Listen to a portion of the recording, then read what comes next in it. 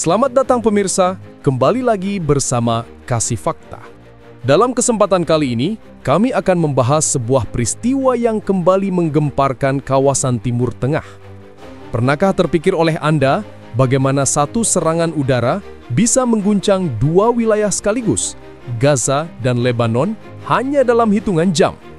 Ya, pada tanggal 10 November 2025, pasukan Israel Defense Forces melancarkan operasi udara besar yang menewaskan 3 anggota Hizbullah, termasuk sosok yang disebut sebagai penyelundup senjata lintas perbatasan.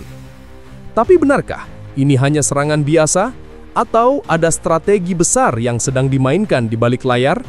Tapi sebelum lanjut, jangan lupa klik like dan subscribe supaya kamu gak ketinggalan fakta-fakta menarik lainnya.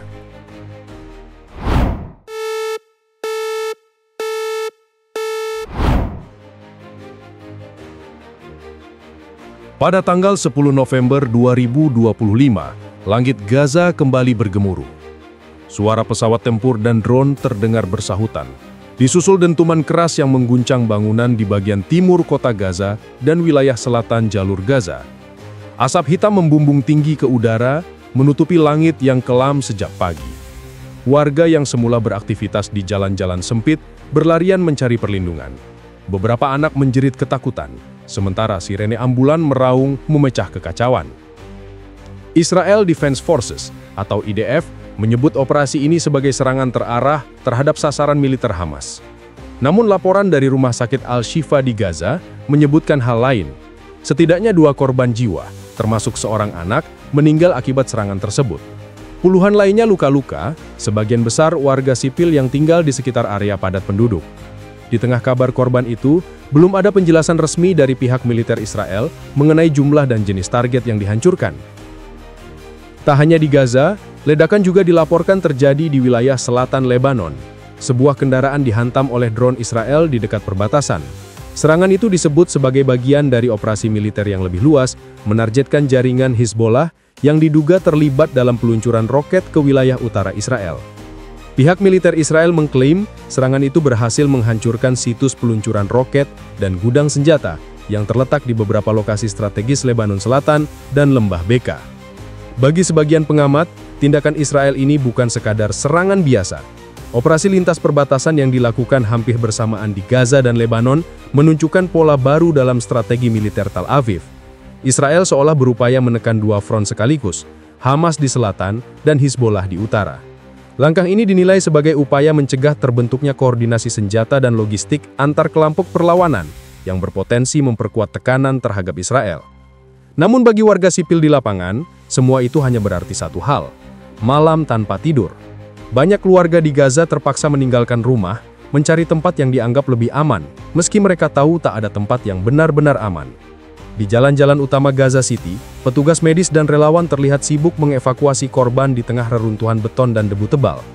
Di sisi lain, situasi di Lebanon juga memanas.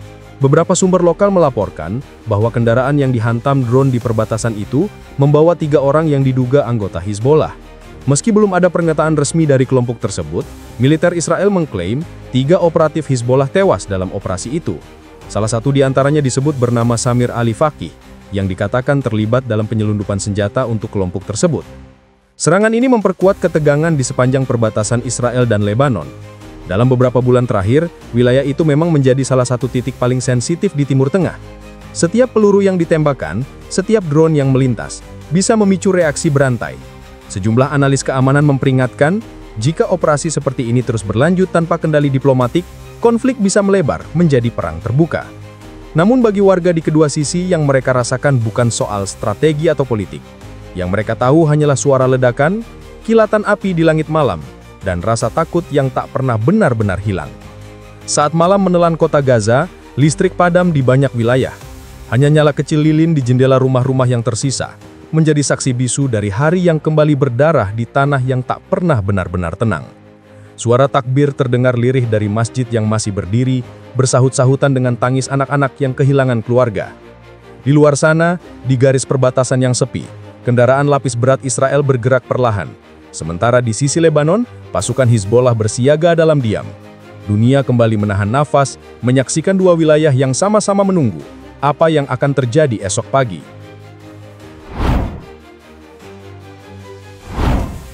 Beberapa jam setelah dentuman terakhir mereda, militer Israel merilis pernyataan resmi. Dalam siaran itu, juru bicara IDF menyebut 3 anggota Hezbollah tewas dalam operasi udara di Lebanon Selatan. Serangan dikatakan menargetkan situs peluncuran roket, gudang senjata, dan jalur distribusi amunisi yang digunakan oleh kelompok tersebut. Nama yang kemudian disebut paling mencolok adalah Samir Ali Faqih, pria yang menurut intelijen Israel berperan besar dalam penyelundupan senjata dari Suriah menuju Lebanon. Faqih disebut tewas dalam serangan udara di kota kecil Srifah, wilayah yang dikenal sebagai basis logistik bagi Hezbollah. Menurut laporan lapangan yang dikutip dari media Lebanon, serangan itu terjadi menjelang sore. Sebuah drone Israel menembakkan rudal presisi ke arah bangunan 2 lantai di tepi jalan Srifah. Ledakan menghancurkan seluruh struktur, meninggalkan lubang besar di tengah permukiman. Penduduk setempat menyebut tidak ada peringatan sebelumnya. Hanya suara dengungan drone dan cahaya menyilaukan sebelum segalanya berubah menjadi debu. 2 korban lain yang diklaim Israel sebagai anggota Hezbollah ditemukan di lokasi berbeda. Satu di wilayah Homin El Faukah, satu lagi di Asawana. Tidak ada identitas yang diumumkan secara terbuka, dan pihak Hezbollah tidak memberikan konfirmasi langsung mengenai kematian mereka. Seorang sumber keamanan Lebanon mengatakan, 2 korban itu kemungkinan adalah anggota lapangan yang bertugas menjaga jalur komunikasi antara selatan dan lembah Bekah. Jika benar, maka operasi ini menunjukkan bahwa Israel menargetkan tidak hanya infrastruktur fisik, tetapi juga jaringan manusia yang menggerakkan perlawanan di balik layar. Sementara itu, media Israel menggambarkan operasi ini sebagai keberhasilan strategis. Namun di balik keberhasilan militer itu, muncul kekhawatiran baru. Pengamat politik menilai bahwa serangan-serangan presisi seperti ini bisa mendorong Hezbollah melakukan aksi balasan dengan skala yang lebih besar. Sejarah menunjukkan setiap kali tokoh penting mereka tewas, akan ada respons cepat dalam bentuk serangan roket ke wilayah utara Israel. Di Srifah, tim penyelamat terus bekerja hingga malam. Mereka menyingkirkan puing-puing dengan tangan kosong, mencari sisa-sisa tubuh di antara reruntuhan. Aroma bahan bakar dan debu bercampur dengan bau logam terbakar. Salah satu warga berkata dengan suara parau, "Kami sudah terbiasa dengan suara perang, tapi hari ini terasa berbeda. Mereka menyerang tepat di jantung desa." Dalam laporan dari Bekah, beberapa truk logistik terlihat bergerak ke arah pegunungan, membawa kotak-kotak yang disebut berisi suplai darurat. Sejumlah saksi mata menyebut anggota Hezbollah mengenakan pakaian sipil untuk menghindari deteksi udara. Ketegangan makin terasa ketika sirena kembali terdengar di wilayah utara Israel malam itu, pertanda peringatan kemungkinan serangan balasan. Pemerintah Lebanon belum mengeluarkan tanggapan resmi selain kecaman terhadap pelanggaran wilayah udara yang dilakukan Israel. Namun di jalan-jalan Beirut Selatan, poster bergambar Samir Ali Faqih mulai terpampang. Wajahnya dicetak besar dengan latar bendera kuning, simbol penghormatan terhadap seorang syuhada. Di antara kerumunan yang menatap poster itu, terdengar bisik-bisik tentang apa yang akan terjadi berikutnya. Bagi Israel, operasi ini mungkin sekadar langkah taktis. Tapi bagi masyarakat Lebanon Selatan, setiap rudal yang jatuh berarti kehilangan rumah, keluarga, dan masa depan. Setiap nama yang diumumkan oleh militer Israel berarti satu lagi alasan bagi kelompok bersenjata untuk menyiapkan balasan. Malam pun kembali sunyi, tapi di udara, drone masih berputar menjaga jarak di langit yang semakin tegang.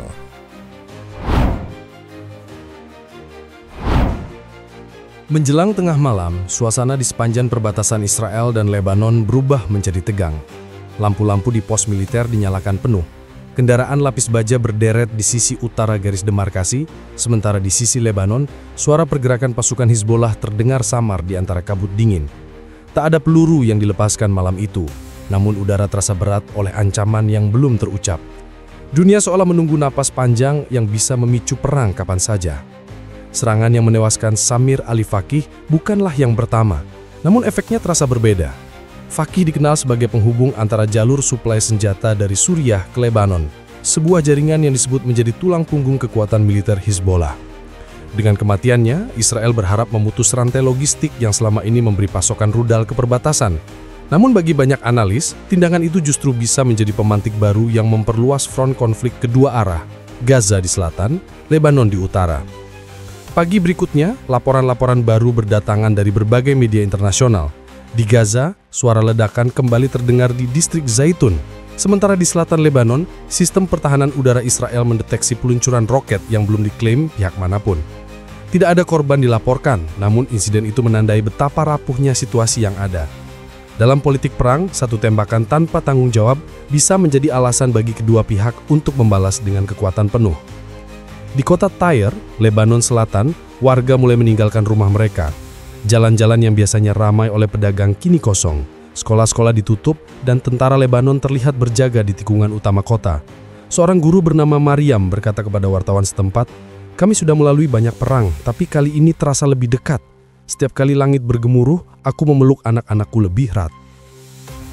Di sisi lain, pemerintah Israel menggelar rapat darurat di Tel Aviv. Juru bicara militer menegaskan bahwa operasi di Lebanon dilakukan sebagai langkah defensif untuk melindungi warga di utara Israel. Pernyataan itu tak banyak meredakan kekhawatiran publik. Di media sosial, warga Israel mulai membagikan video latihan evakuasi di kota Kiryat Shmona yang hanya berjarak beberapa kilometer dari perbatasan. Di tingkat internasional, berbagai negara menyerukan penurunan eskalasi. Namun dalam dunia nyata, suara seruan itu terdengar jauh. Di lapangan, pasukan tetap bersiaga, drone tetap berputar di langit, dan roket masih siap di peluncurannya. Seorang analis keamanan dari Eropa mengatakan bahwa yang terjadi bukan lagi konflik kecil, melainkan perang pernapasan, di mana kedua pihak terus menahan diri namun tak berhenti saling menekan. Sementara di Gaza, krisis kemanusiaan kembali memburuk. Rumah sakit kehabisan bahan bakar untuk generator, dan lembaga kemanusiaan memperingatkan bahwa jika serangan terus berlangsung, sistem kesehatan bisa lumpuh total. Di pasar Khan Yunis, seorang ibu terlihat menangis sambil menggenggam tangan anaknya yang terluka ringan akibat serpihan ledakan. Ia berkata pelan, "Kami tidak tahu siapa yang mereka kejar, tapi kami yang selalu kena duluan." Malam itu, suara takbir kembali menggema dari menara masjid yang masih berdiri. Di kejauhan, cahaya merah membelah langit di atas Laut Mediterania. Itulah nyala roket peringatan, tanda bahwa perang mungkin belum dimulai sepenuhnya, tetapi sudah menunggu di depan pintu. Dunia menatap ke arah Gaza dan Lebanon dengan hati waspada.